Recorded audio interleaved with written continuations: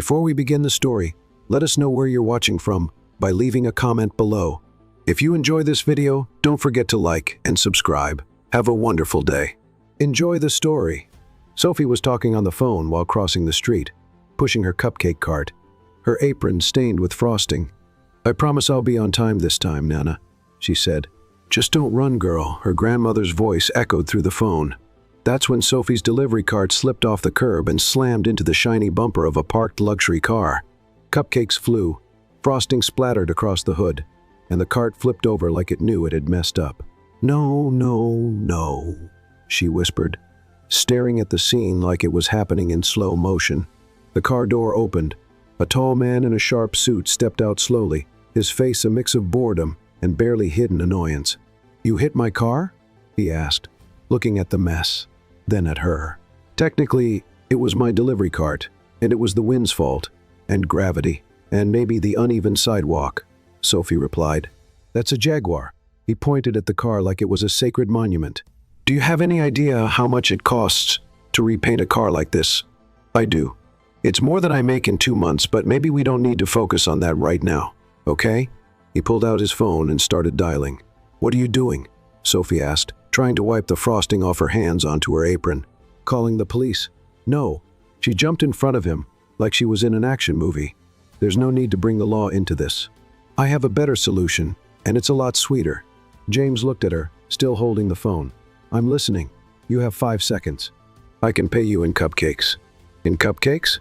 "Yes. I run a coffee and sweets cart. Everyone loves it. Honestly, one lady canceled her divorce after eating my brownie. My coffee brings people back to life on Mondays." "This isn't a hospital," he replied flatly. "Then let's make a deal. I'll bring you coffee and cupcakes every day, personally, as compensation. And if you want, I can even put your face on a decorated cookie or write sorry about the Jaguar in caramel drizzle." James raised an eyebrow. "You want to pay for the damage to a luxury car with sweets. They're not just sweets. They're taste experiences, edible emotions. And my coffee is good enough to fix your mood," which clearly had a crash today too. She gave him a big smile. He closed his eyes for a second, like he was asking the universe for patience, then looked at the car again. "And if I say no? Then you'll be known as the CEO who had an innocent baker arrested and crushed the dream of an 81-year-old lady who just wanted to have tea and cupcakes and peace." He crossed his arms. Emotional blackmail. "I've got more." Sophie raised her finger. "What if I told you that today is also my plant's birthday? It passed away last week, but I swore I'd honor its memory by being a better person. This agreement would be part of that." There was a brief silence. James looked at Sophie like she was a rare kind of person, the kind who walks into chaos and still cracks jokes. 7:30 tomorrow at Harper Corp headquarters. 1 double mocha, 2 croissants, and a gluten-free muffin, personally delivered. Was that a yes? That was a deal. "And if you're late, the deal is off, and then I'll call the police." He started messing with his phone again. "Delivered at 7:29, got it." Sophie grabbed a frosting-stained napkin and wrote everything down. "Oh, and just to confirm, do you want your muffin with fruit or with regrets?" "Fruit," he said, getting back into the car. Sophie stood in the middle of the street, looking at the mess, the fallen cupcakes, and the crazy challenge she had just accepted. She took a bite of one of the surviving, slightly squished cupcakes and mumbled, "Sophie, you just sold your dignity for a dented hood and a gluten-free muffin. Well done." Sophie woke up feeling like she missed a flight to Paris. Only the flight was a double mocha, 2 croissants, and a gluten-free muffin on its way to a grumpy billionaire's office with absolutely no sense of humor.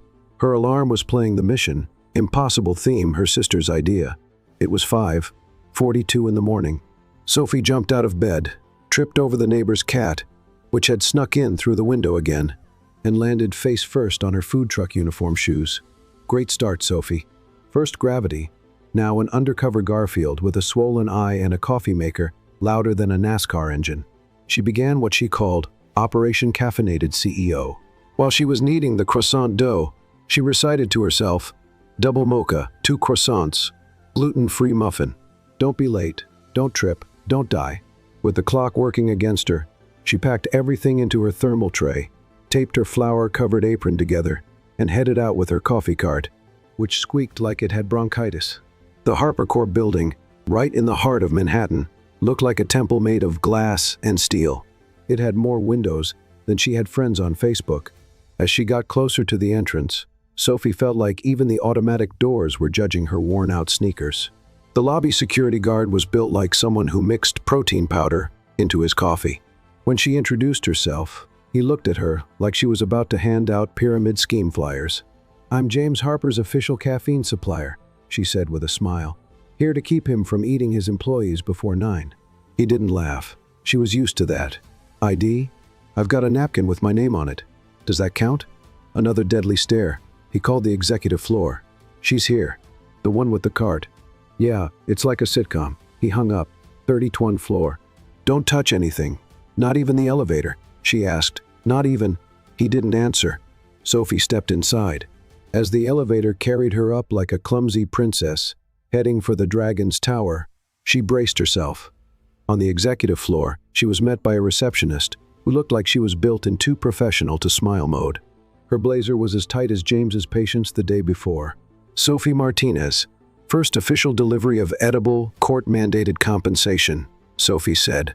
The receptionist pointed with her chin toward the glass office next door, never taking her eyes off the screen.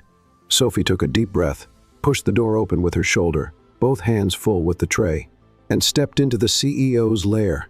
James sat behind a desk that probably had its own zip code. His laptop looked more expensive than her car. He didn't look up. "You're late. It's 7:31, Mr. Harper." "That still counts as 7:30 in 48 states." He ignored the joke. Sophie set the items down on the desk with a flourish worthy of a Broadway waiter. A double mocha made with artisan beans ground by hand, 2 blessedly crispy croissants, and 1 gluten-free muffin that cost me my soul and $16 in ingredients.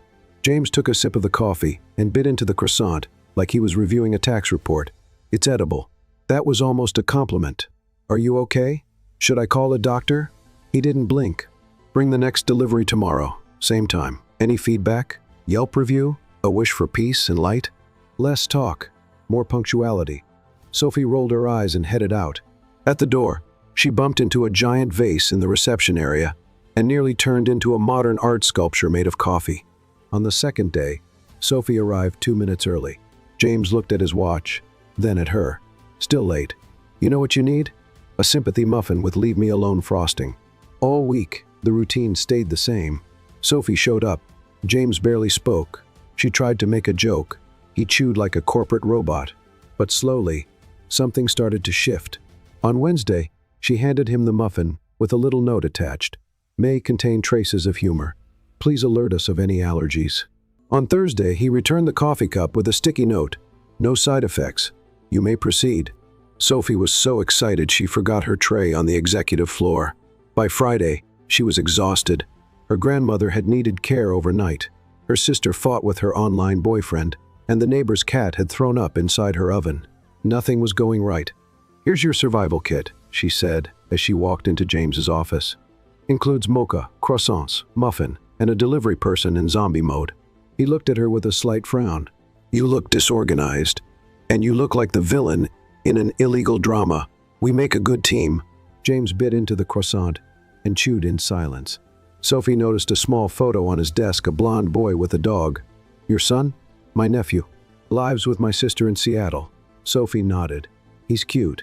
Looks like the kind of kid who likes marshmallows in his cereal." James glanced at the muffin. "You talk too much, and you don't talk enough, but don't worry, I'm keeping track of everything you say. So far, I've got a total of 57 syllables." He didn't smile, but for the first time, he seemed almost intrigued. Later, as Sophie left the building, she bumped into a man in a suit with an easy laugh. "Whoa, coffee with a jump scare?" she joked, trying to balance her tray. "You must be James Harper's famous walking caffeine." "He talked about me?" she asked, surprised. He said something like, "She's loud, dramatic, and insists on putting notes on the muffins, but she shows up on time, more or less. That's pretty much a love letter in Harper's, eh? Good luck. He's not as bad as he seems, just harder to figure out than a puzzle made of blank pieces." On Saturday, Sophie decided to try something new. She brought a small, personalized thermos with smiling cupcake drawings on the label. She wrote, "Daily dose of human tolerance." shake well before socializing. When she handed it over, James looked at the label in silence. Worried I'll sue you for having too much personality? If you're going to sue me, make it with caramel drizzle. It'll go with my record. He took a sip of the coffee, stayed silent. It's not as sweet today, he said. It reflects your soul, but I can make it sweeter tomorrow. Before she walked away, he mumbled, add a cheese roll on Monday. Her eyes went wide. What was that? A special request? Oh my gosh, you're evolving. He pretended not to hear, but she walked off practically dancing with her tray. That night, sitting on the couch with her grandma, Sophie thought out loud, Nana, Mr. Harper asked for a cheese roll. That's practically his way of saying good morning. If he ever asks for chocolate fudge, marry him. On Monday, she showed up with the cheese roll, a note on the napkin, and twice the enthusiasm. He ate everything without a word, but before she left he asked, are you always like this? Annoyingly charming? Yes. No, I meant persistent. Sophie paused for a moment. When it comes to muffins and grumpy billionaires, yes. He let out a short, muffled laugh, the first since the accident. She froze. Wait, was that a laugh? Am I hearing things? Hello, security. Harper has a fever. He just shook his head. Get to work, Sophie. And for the first time, she left with a full smile. The deal was working, but not exactly how she expected. And maybe, just maybe, this wasn't just about paying off a debt. It was the start of a connection built on coffee, sarcasm, cheese rolls, and something she couldn't name yet. The Harper Corp building was so fancy. Sophie felt guilty just stepping into the lobby. It was like walking into a museum, where every inch sparkled more than her entire paycheck. And now she was a regular there. On her second visit, she tried to roll in with her coffee cart and tripped over the entrance rug. James's cup flew straight onto the beige jacket of a man who turned out to be an international investor. Oh my goodness, I'm so sorry.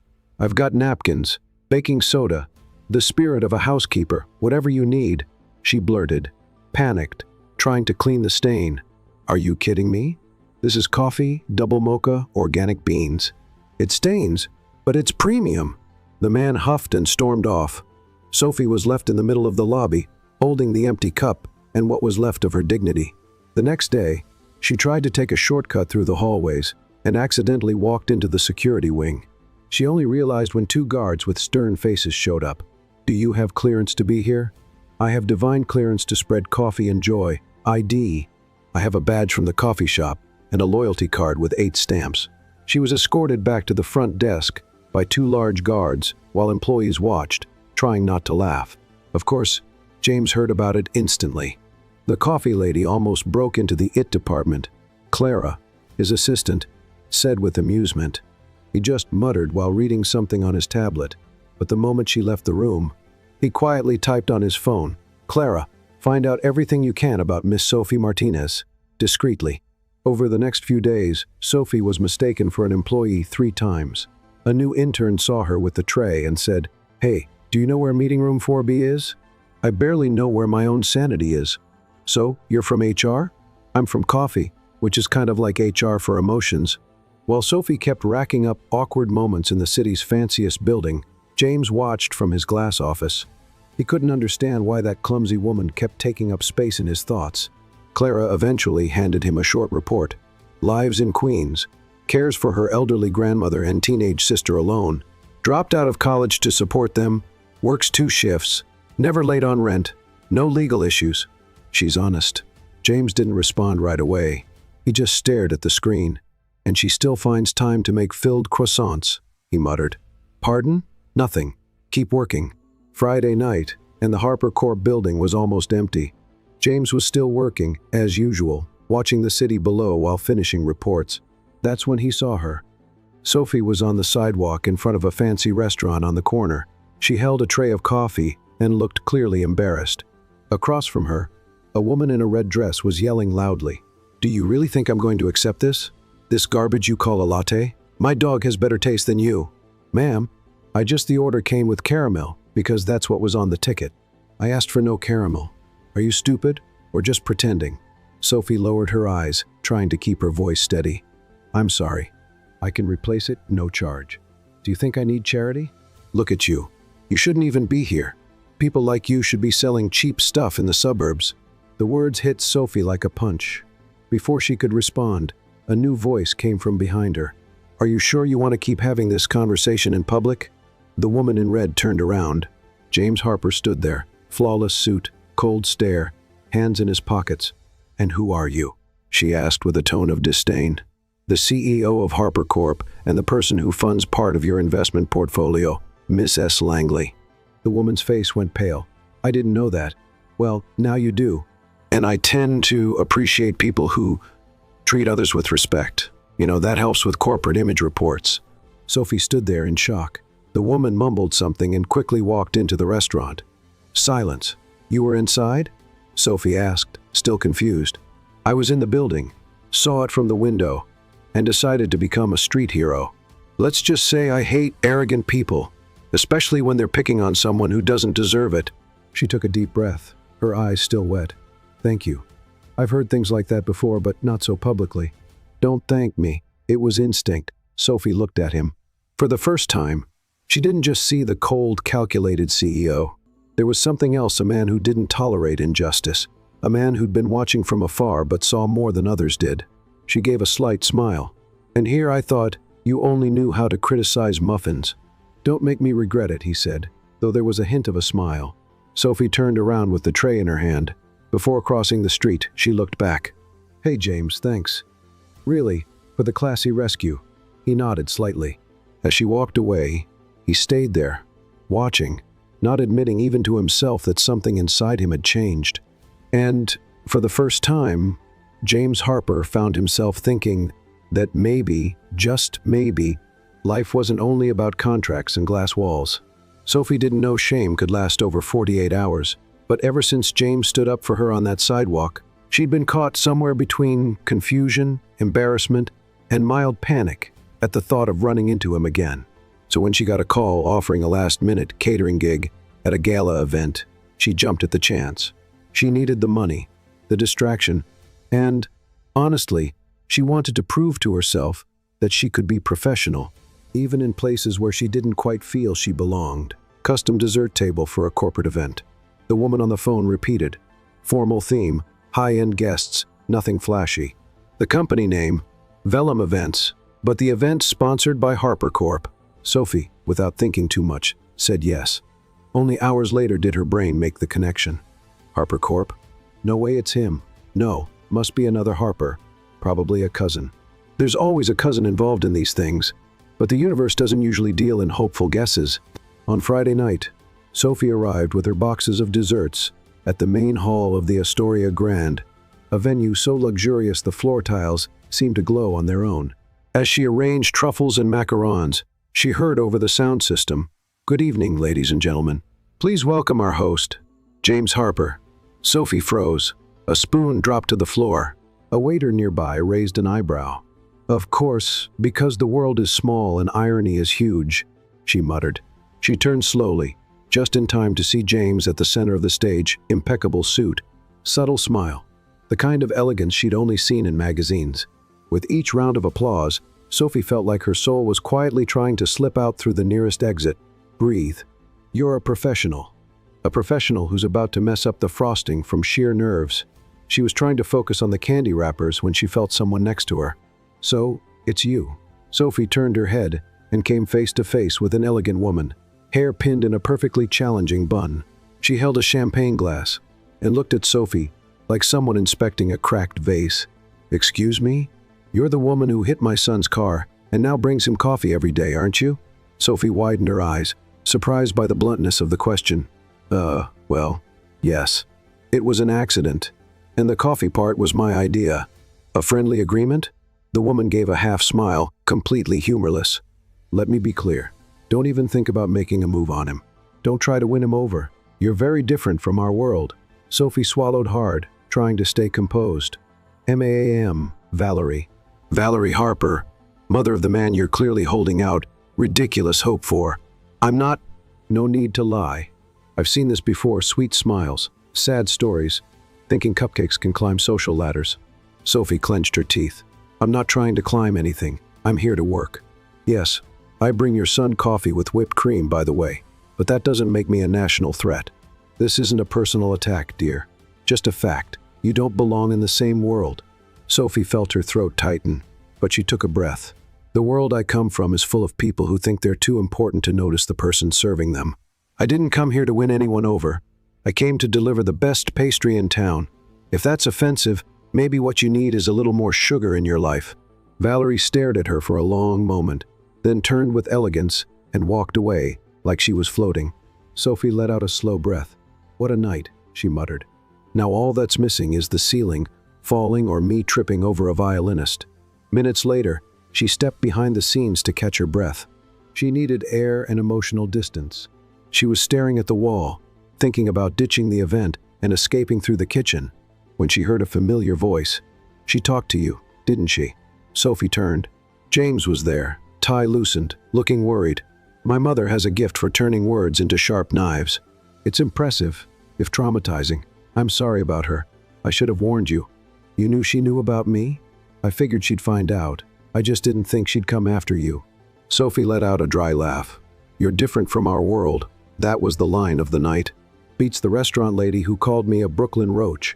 James ran a hand through his hair, clearly uncomfortable. I'm trying to keep her from interfering, but it's not easy. I'm not some charity project, James. You don't have to fix anything. Just don't pull me into your world. I can't handle parties with invisible rules. Who says you have to follow invisible rules? Everyone who looks at me like I walked in through the wrong door. Silence. Then he spoke more gently. Sophie, I didn't ask you to come here, but I'm glad you did. Even with all of this, even with her, she crossed her arms, trying to keep a neutral face. Look, I liked you. You stayed quiet, but I like my peace even more, and your mom doesn't go well with that. James let out a breath, almost a smile. I get it. I'll finish the table, then I'll disappear quietly. Don't worry, I won't stain Harper Corp's reputation with cupcake frosting. Sophie, she was already back at the table, focused, serious. He just stood there for a few seconds, watching how she kept going, even with her pride wounded, how she never apologized for simply being herself, how her light was different, more human, more real. 2 days later, the sound of a black car at the end of the street made Sophie look up as she swept the sidewalk in front of her little stand. James Harper, again, this time in jeans and a t-shirt, sunglasses on, and a coffee cup from somewhere else. Just to tease her, she guessed. Here to check out the competition?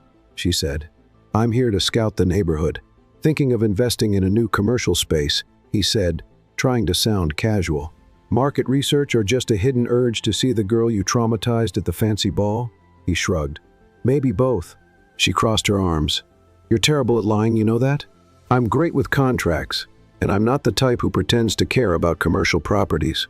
Good to know, because here, we only sell coffee, cookies, and uncomfortable truths. James stepped closer, picked up a sample cookie from the table. Any discount for remorseful CEOs?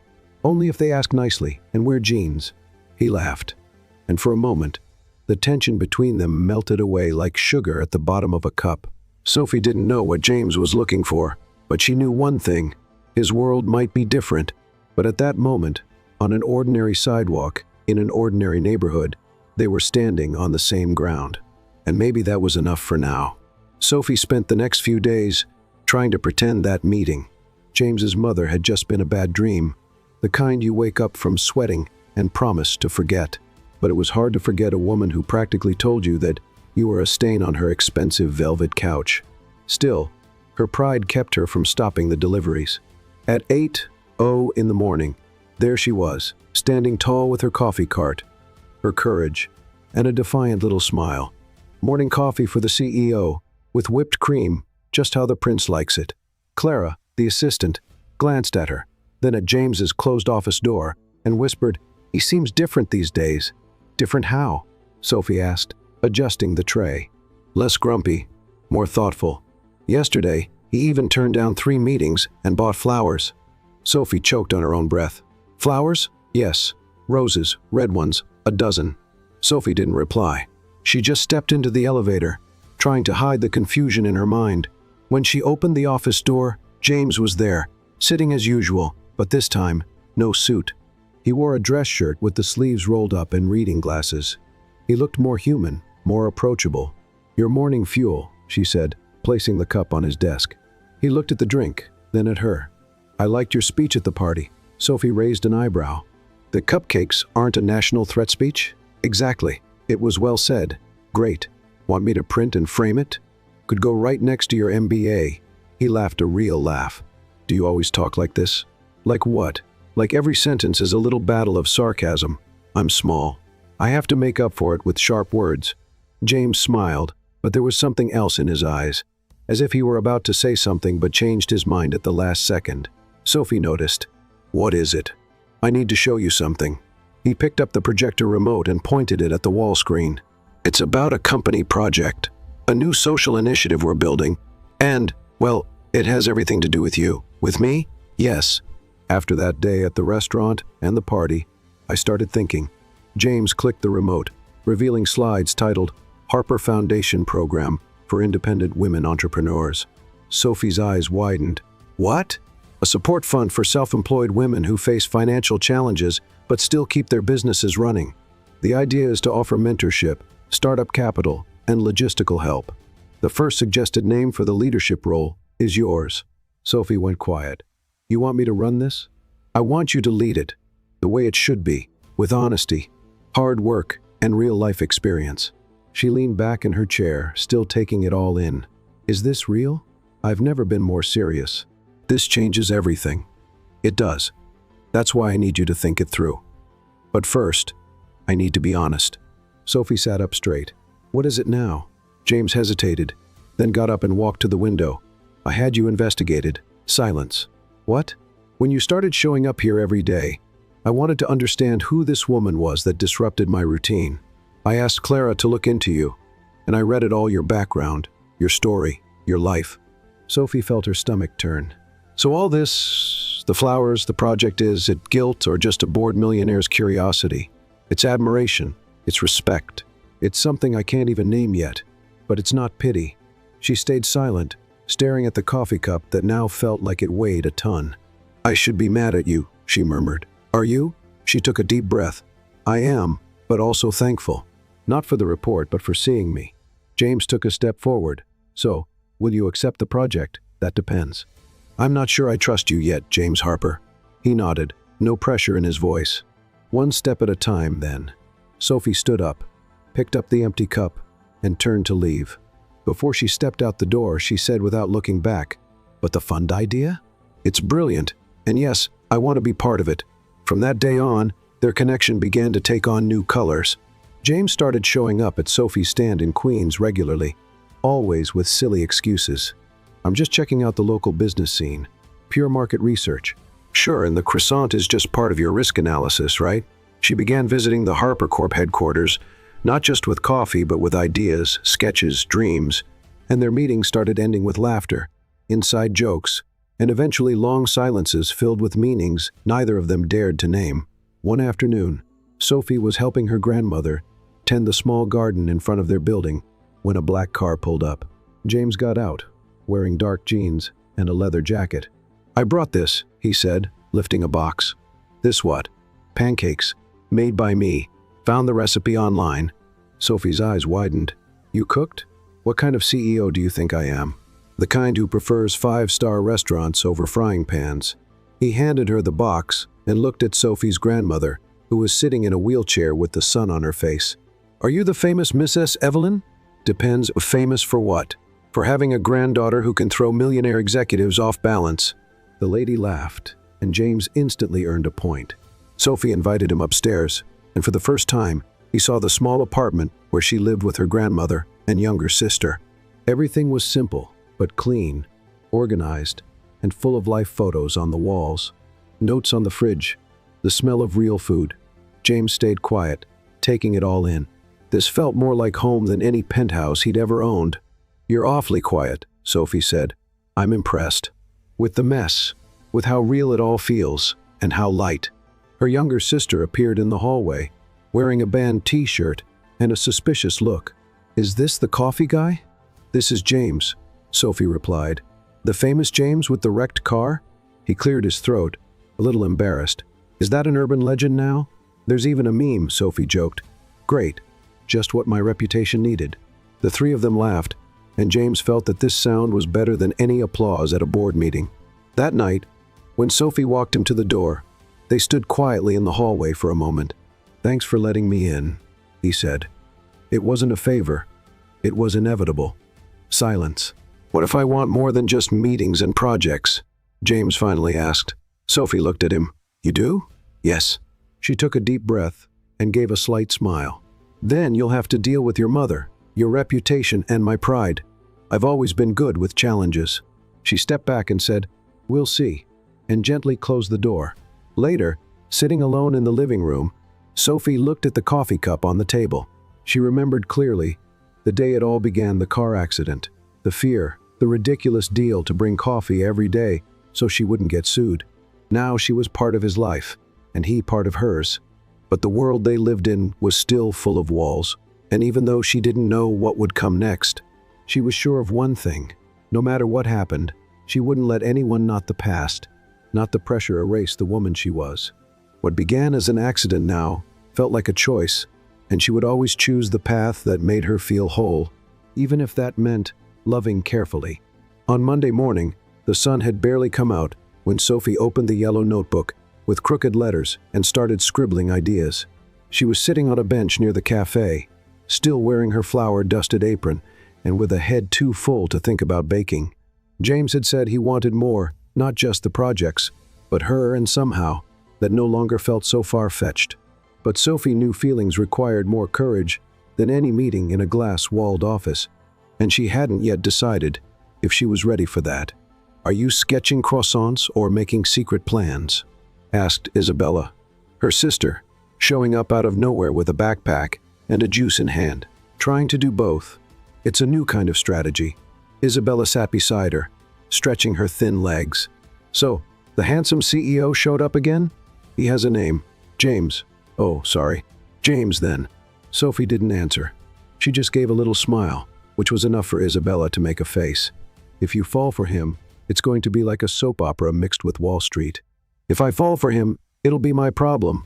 And probably my nervous systems too." Isabella laughed. "Just remember, handsome heirs can bring more headaches than bills. Don't worry.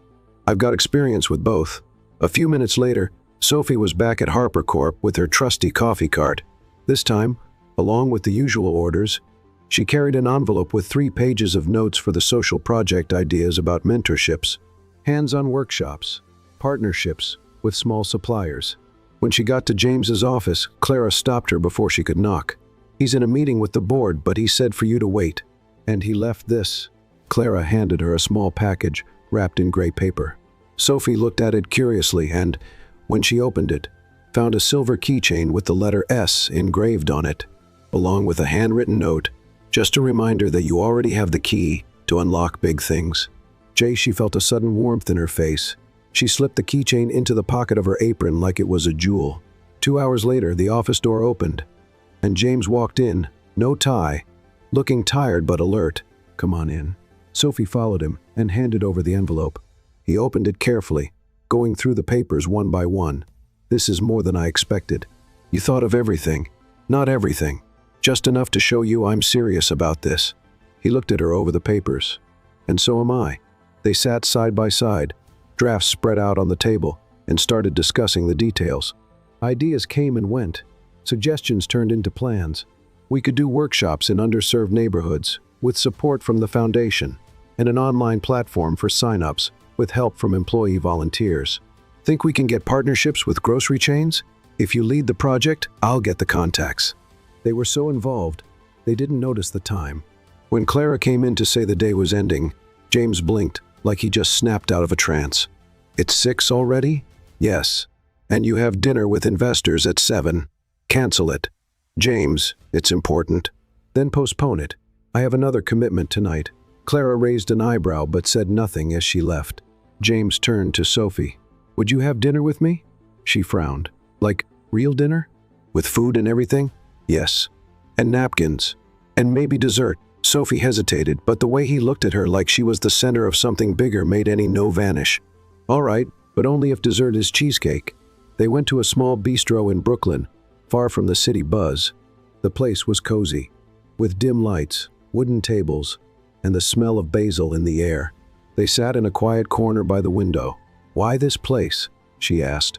"Because no one here knows me, and because, For the first time, I just want to be James.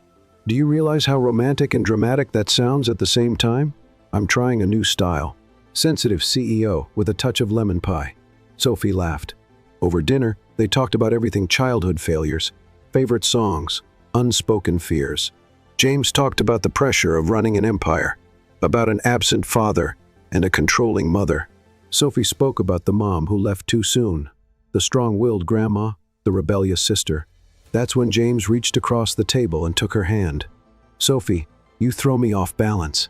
She smiled. "Is that a good thing? I'm not sure yet, but it's real." Suddenly, a phone rang his. James looked at the screen. "It's my mother. Are you going to answer?" "I should. Just 2 minutes." He stepped outside to take the call. Sophie watched him through the window. His expression shifted as the conversation went on, sometimes cold, sometimes frustrated. At one point, he ran a hand through his hair, clearly upset. When he came back, he looked more serious. "Everything okay?" she asked. "She wants me to go to a meeting with Chinese investors tomorrow, and she wants me to bring the ideal candidate to present as my future fiancé." Sophie tried not to show how that hit her. "And are you going?" "No." I told her that. For the first time in a long while, I said no. "Wow. Yeah. Kind of freeing, kind of terrifying." She didn't say anything, just took the last bite of cheesecake. On the way back, James drove her home. He stopped in front of her building and turned off the engine. "Sophie, I don't know what this is turning into, but I know I don't want it to end." She stayed quiet for a moment. "You're not used to hearing no, are you?" "Not really." "Then maybe it's time you learn. Because as much as I like this, I still don't know if I'm ready." He nodded, understanding. One step at a time, one step at a time. Before getting out of the car, she leaned in and gave him a quick kiss on the cheek. "Good night, sensitive CEO." He smiled. "Good night, Mrs. I like to mess with your life." Sophie walked into the building, feeling like the ground was a little lighter under her feet. But outside, James sat in the car for a few more minutes, staring at the door. He knew that, from this point on, there was no turning back. The next morning, Sophie woke up to a notification on her phone. New message from James Harper. "Our project was approved. Congrats, Director." She read the text, then read it again, and only then realized she was grinning like a fool. While her grandma, watching from the couch, gave her a suspicious look, Sophie said, "Dreamed about cake, did you?" "Something like that, Nana. Something like that." For the first time in a long while, her heart finally felt in sync with her dreams. It was a sunny Friday when Sophie arrived at Harper Corp headquarters for her first official meeting as director of the social project. No more coffee cart, no more aprons smelling like cinnamon. She wore a simple but elegant dark blue dress, and her hair was pinned back with a modest clip. For the first time, she was there as part of that world, not as a visitor, but as someone who belonged. At the front desk, Clara greeted her with a genuine smile. "Director Sophie," Mr. Harper asked that you head straight up. "Still feels strange to hear that," Sophie admitted, tightening her grip on her purse strap. "You'll get used to it. Or maybe not, but you'll do great either way." Sophie smiled, grateful. In the elevator, the nerves started to kick in. It wasn't fear about the project, it was about what this new step meant. James had crossed the line between personal and professional, and even with all the care and respect he showed, Sophie's heart still moved cautiously. When the doors opened, James was waiting for her, no suit. He wore dark jeans and a gray shirt with the sleeves rolled up, like he had chosen the look to appear effortlessly charming, and he was pulling it off. "Right on time," he said, stepping aside so she could enter. "I'm addicted to clocks and to not getting fired before I even start." He laughed and pointed to the table, where there were 2 cups of coffee and a folder with the project's name on the cover, New Beginnings. "I like the name," she said. "It was your idea. I found it in the footer of one of your drafts. It just felt right for everything we're trying to do." Sophie flipped through the pages while he watched her. "You seem different today," she said, eyes still on the documents. "Different how?" "Less CEO, more human. That's your fault. I've been spending more time in the real world lately." "Does that include stopping the analysis of croissants, like their stock market shares? No promises." She laughed, and the mood in the room lightened. The meeting was filled with energy. James presented the approved budget, interested partners, and the initial launch dates. Sophie suggested a community event in Queens as the kickoff, something symbolic and accessible. When everything was settled, He leaned back in his chair, arms crossed. Now that we've covered all the business stuff, can I take you to lunch? Is that a real question or a corporate trick? Real question, I promise. No contracts, no spreadsheets. Sophie hesitated for a second, then nodded. All right, but I picked the place. Surprise me. She took him to a food truck tucked between two busy Brooklyn avenues. They sold spicy tacos and fresh juice, and the crowd was made up of taxi drivers, students, and street artists. This place? James asked, raising an eyebrow. Trust me, these tacos can cure a broken heart. He took a bite and coughed, caught off guard by the heat. This should come with a warning. See? That's life spicy, unpredictable, and sometimes it makes you cry in traffic. They both laughed, and James wiped his mouth with a paper napkin. Can I ask you something? You can try. Do you ever imagine living somewhere else? Sophie frowned. Like outside Queens? Outside New York? Maybe even outside the US? Wow, that was specific. Just curious. She paused for a moment. I used to dream about that, but I've also learned that home isn't a zip code. It's where you can be yourself without needing to apologize. James nodded, thoughtful. And you? I've lived in 6 different cities, 3 countries, and none of them compared to the moment I stepped into your kitchen and saw a pot of brigadeiro on the stove.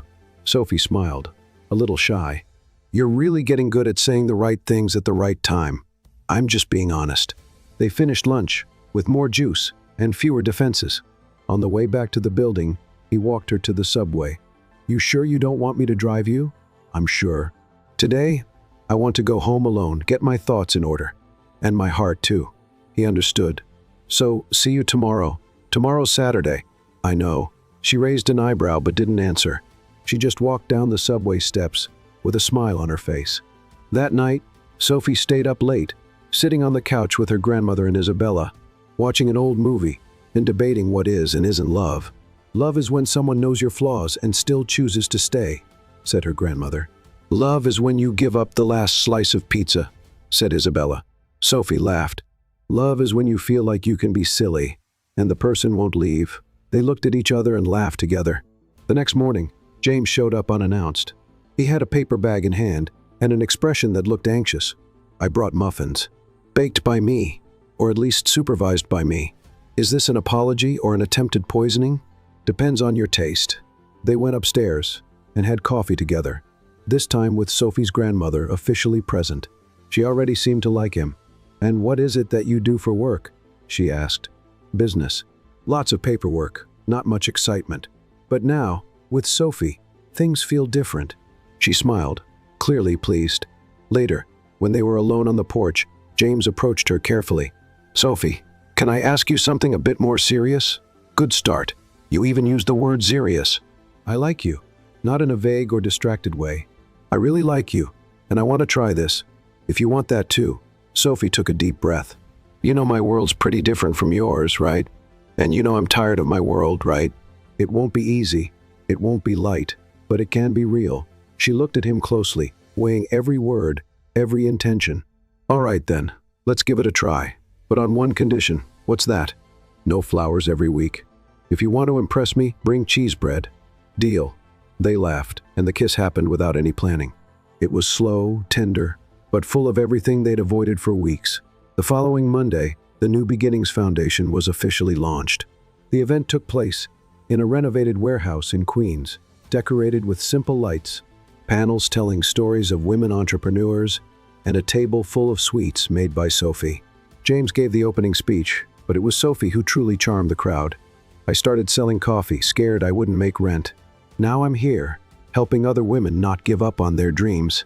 And that was only possible because someone who I thought was just a grumpy CEO believed in me before I believed in myself. The audience gave her a standing ovation, and from the back of the room, James's mother watched, her expression unreadable. Hours later, she walked up to Sophie, holding a glass in her hand. So it's you again, the one who hit my son's car, and, apparently, his heart too. Sophie braced for impact. Yes, ma'am. I still find all of this unlikely, I'll admit, but he's smiling.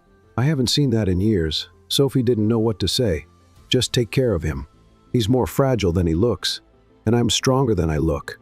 The woman nodded, and for the first time, she walked away without bitterness. That night, Sophie and James stayed until the last guest had left. Alone in the center of the warehouse, with the lights off and the smell of coffee still in the air, he held her close. "You changed my life," he whispered, "and you reminded me it's worth taking risks." They kissed again, knowing that now, what brought them together wasn't a contract or a car accident. It was a choice, a feeling love. The week after the launch of the New Beginnings Foundation, things began to shift in deeper ways than Sophie had expected. The project was running full speed ahead, yes, but it was what was happening outside the spreadsheets that kept her up at night. James was just as kind as ever, but now there was something more in the way he looked at her, a deeper care, an attention that went beyond the professional. And even though her heart beat a little faster, Sophie also felt the weight of all the things they hadn't said yet. That's why, when he invited her to spend a weekend out of town, she hesitated. "It's just a quick retreat with investors," he explained. "But there'll be a welcome dinner, and I thought maybe you'd want to come with me." "James, I don't have clothes for that kind of event." "That's easy to fix. A company card can solve that. Or you could wear your famous dark blue dress." "I like that one. It's not just about clothes." He got it right away. "You're afraid of being judged again. I survived your mother, but I still remember the way she looked at me like I was an accident that shouldn't have happened." "You're not an accident, Sophie. Not in my life and not in this project." She looked away, but after a few seconds she said, "All right, I'll go, but on one condition." "Another one?" "You have to promise that if I trip and spill red wine on someone, you'll pretend it was part of a performance art flash mob." "Deal." On Saturday, Sophie packed a small bag and left Isabella and her grandmother in charge of the house, with handwritten notes and carefully labeled frozen meals.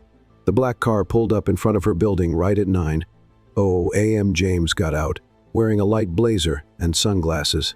He looked like he'd stepped out of a fancy cologne ad. Sophie, on the other hand, wore dark jeans and a cream blouse that she kept tugging down every 3 minutes. "Does this look okay?" she asked, as soon as he opened the car door for her. "It looks better than okay. It's you, and that's what matters." The drive to the resort was filled with light conversation, spontaneous laughter, and comfortable silence. Sophie shared stories from the cafe eccentric customers, delivery mix-ups, while James admitted that his worst nightmare was being forced to network with people who talked about percentages over dinner. "I don't think you were born to be a CEO," she said, amused. "I think I became a CEO to hide from the rest." "From what?" "From my own mess." They arrived around noon. The resort was tucked away, surrounded by trees, with a view of the lake. There was a golf course, a spa area, and a large glass hall where the evening dinner would take place. Sophie felt out of place the moment she stepped into the lobby. Everything was too white, too quiet, too fragrant. "This place makes me feel like if I sneeze, someone will find me," she whispered to James. "Relax. Most of the people here only seem fancy because they're afraid of being found out." In the room reserved for her, a long dress was hanging in the closet, deep burgundy, simple yet elegant. Sophie's eyes widened. "Did you have this arranged?" "No, Clara did, but I approved. Actually, I lost the vote. She wanted something with more sparkle, said you don't need to compete with anyone, just shine." "I'll pretend that didn't move me," she said, trying to hide her smile. Later, walking into the hall with James at her side, Sophie felt every eye turned toward them, some curious, others with that quiet judgment she knew all too well. She held onto his arm and whispered, "What if I fall? Then I'll fall too. We'll make the headlines, CEO and guest faint from love and wine." She laughed, and suddenly, it was easier to breathe. During dinner, James introduced Sophie to some investors. With ease, no formal speeches, no awkwardness. He spoke of her like part of the team, not as a guest. When he talked about the foundation, he made sure to say the idea came from her and that he had only believed in the project.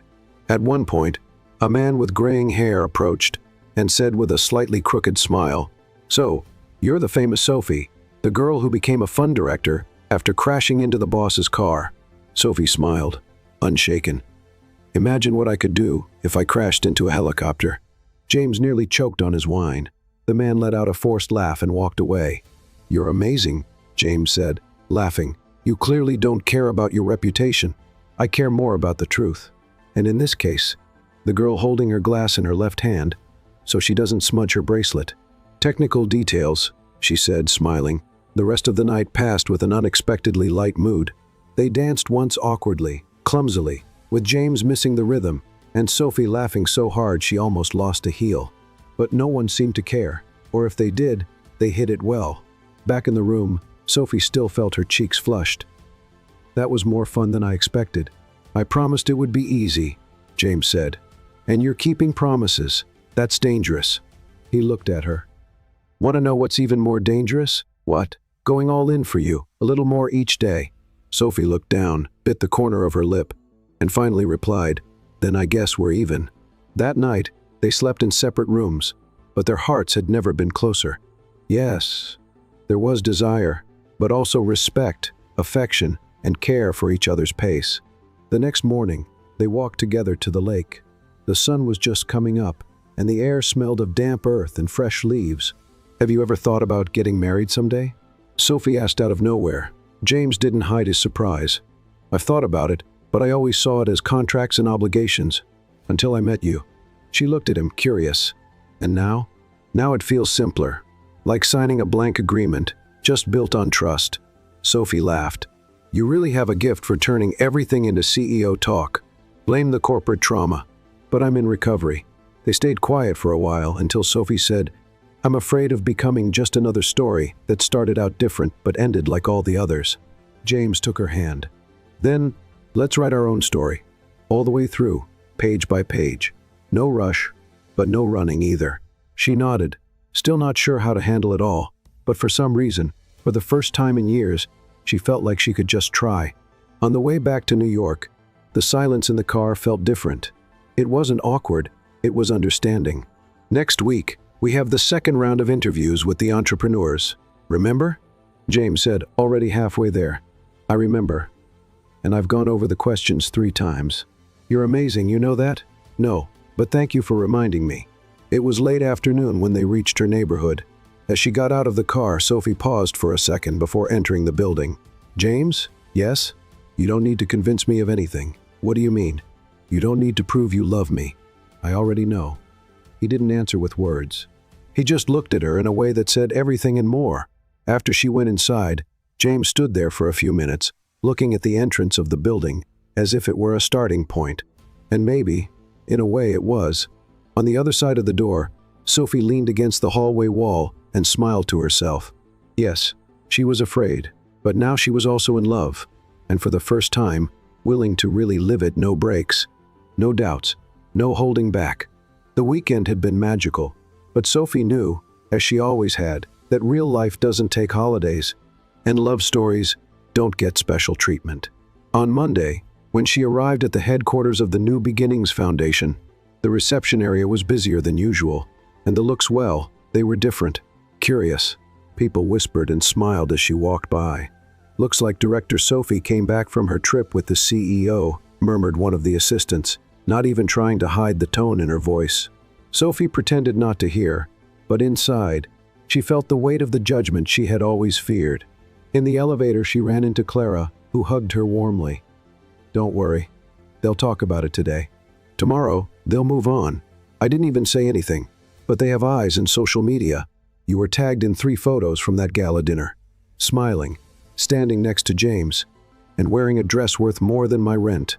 It was borrowed, and that pose wasn't on purpose. I tripped and fell into his arm.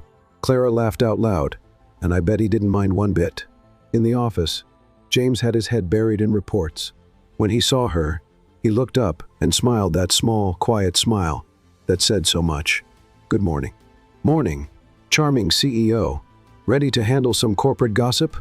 "Always. My secret is to ignore it with style." "Ah, the classic no-comment approach." "Exactly." Sophie sat at the meeting table, but the air felt heavy. She knew something else was coming, and it did. James closed his laptop, crossed his arms, and spoke seriously. "We need to talk." 3 words that chill any romance. "About what?" "About the board. They found out about our trip, and they're not happy." Sophie's stomach turned. "Why?" "Because they're paranoid. They think I'm mixing my personal life with business, and now they want to review the foundation project." "The project they already approved?" "The same one. They're claiming it was approved based on emotion, not on data." Sophie stood up, outraged. "That's ridiculous." "I know, but the corporate world loves a scandal, even if they have to make one up." So, what are you going to do? Fight? I'll defend every line, every proposal, every action you've taken. But Sophie, he hesitated. The pressure might get worse. They might try to remove you from the position. She sat back down, this time slowly, trying to process the blow. I won't back down, she said firmly.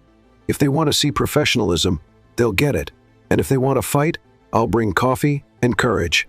James smiled, proud, but there was something else in his eyes, worry. That week, the meetings with the board intensified. Sophie spent hours redoing spreadsheets, defending reports, and proving with hard data what was already clear in the foundation's social impact. At home, her sister Isabella noticed something had changed. You seemed different, more serious, more tired. Growing up is hard work. So is loving someone, right? Sophie stopped chopping vegetables. What are you trying to say? That you and James have something, but it's like you're always afraid to really be happy. Sophie stayed quiet for a moment. I just don't want to rely on that to feel complete. But you already are complete. And maybe that's exactly why he likes you so much. On Thursday, while going over reports at the foundation, Sophie received an anonymous email with the subject line, "Do you really know who James Harper is?" The contents were worse than she expected: leaked documents, old messages, and a list of businesses closed by his strategic decisions that hurt small shop owners.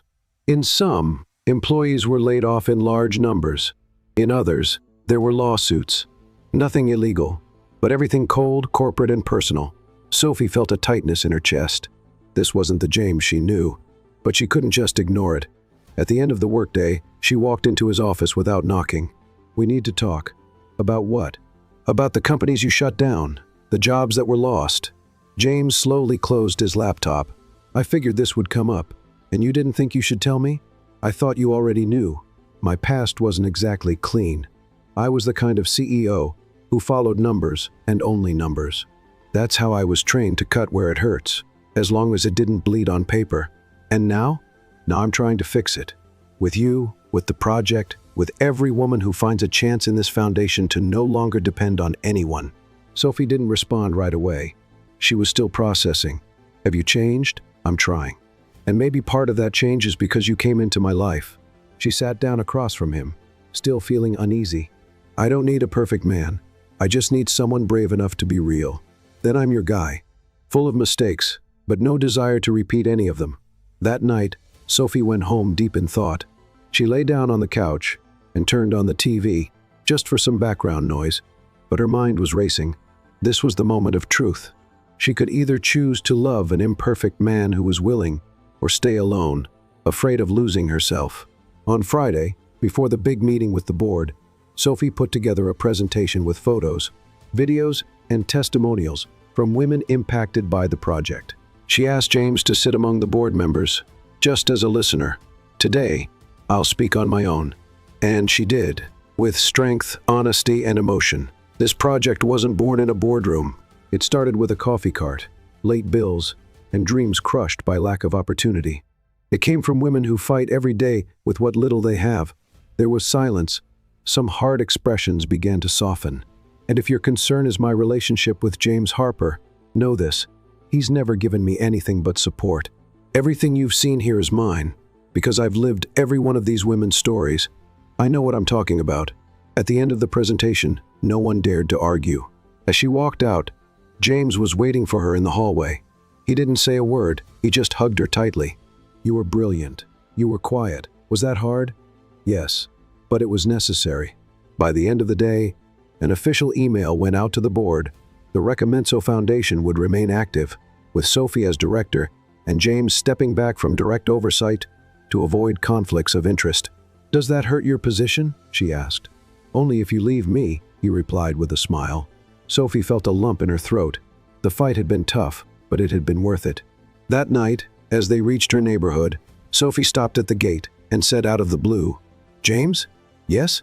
Do you still want to write this story with me? More than anything." She smiled. "Then let's keep going. But this time, let's write our own chapters, not someone else's." And that night's kiss wasn't a goodbye. It was a promise. Life, even after so many twists and turns, seemed determined to test Sophie's patience. The days after the big meeting were intense, but there was a strange calm in the middle of the chaos. The Recommenso Foundation stayed strong. The women supported by the project kept growing.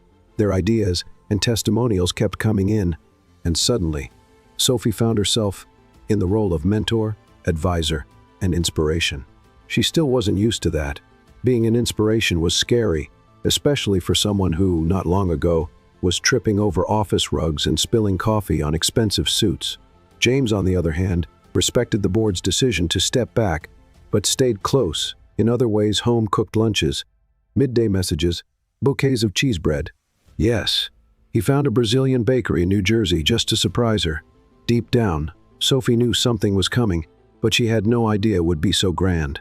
It was an ordinary afternoon, one of those when the New York sky looks like a faded watercolor. Sophie was leaving the foundation, carrying a box of documents, when she saw a black car parked at the door. The window rolled down slowly, and James appeared with a lazy smile. "Need a ride, Director?" "Only if the driver sings Beyoncé the whole way. I charge extra for that." She got in the car, laughing, but noticed something off. He seemed nervous, restless. "You okay?" "I am. I just thought we could do something different today." "Like what?" "Like dinner out. But really out. An hour away. You kidnapped my stomach. I kidnapped all of you. But don't worry. It's for a good reason." Sophie raised an eyebrow, suspicious, but she said yes. On the way, he played a playlist full of songs, she loved ones she was sure he didn't know. Most of them were her guilty pleasures, cheesy classics, 90s ballads, even an acoustic version of My Heart Will Go On. "Okay, what's going on?" she asked, as the car turned onto a tree-lined road with no cell towers in sight. "Trust me," he said, holding her hand. When they finally arrived, Sophie blinked in disbelief. It was an old barn, restored into a cozy event space. String lights gave off a soft glow, flower petals lined the floor, floating candles lit the room, and soft music played in the background. "All this is for you," James said, opening the car door and offering his hand. "Or rather, because of you." She walked with him to the center of the room. There, a small table was set for two, with candles and a friendly waiter who greeted them with, "Good evening, Mr. and Miss S. Harper," before disappearing quietly. Sophie's eyes widened. "Miss S. Harper?" "Spoiler," James replied. Dinner was light, delicious, and romantic, but she had a feeling something was coming. And she was right. After dessert, James stood up, pushed back his chair, and knelt down in front of her. Sophie put her hand to her mouth, stunned. "James, I promised I'd do this in a unique way, but you know me. I'm terrible with rehearsed speeches. So here it goes." He took a deep breath. "I met you in the worst possible way. Honking horns, flying coffee cups, and fear of the police. I thought you were a disaster, and I was right." She raised her eyebrows. "But you were the kind of disaster my world needed. You messed up my routines, turned my office upside down, made me taste cupcakes that cost me million-dollar deals because I couldn't stop thinking about sugar. And worst of all, you made me feel." He pulled out a small box. Inside was a simple ring with a small blue stone, the exact color of the dress she wore at their first event together. "Sophie Martinez, will you be the CEO of my heart, the CFO of my smiles, the lifetime president of my days? Will you marry me?" She laughed through tears. "That was the most ridiculous and perfect proposal I've ever heard. Is that a yes?" "Of course it's a yes," she shouted, hugging him. As they kissed, the lights brightened, and a group of friends and foundation staff appeared, clapping and cheering. Clara was there, filming everything while crying. "This is going to blow up on the company's Instagram," she yelled. Isabella and Sophie's grandmother were there too. The older woman quietly wiped her tears with a handkerchief. And to top it off, a taco food truck pulled into the parking lot. "In honor of our first romantic lunch," James explained with a smile.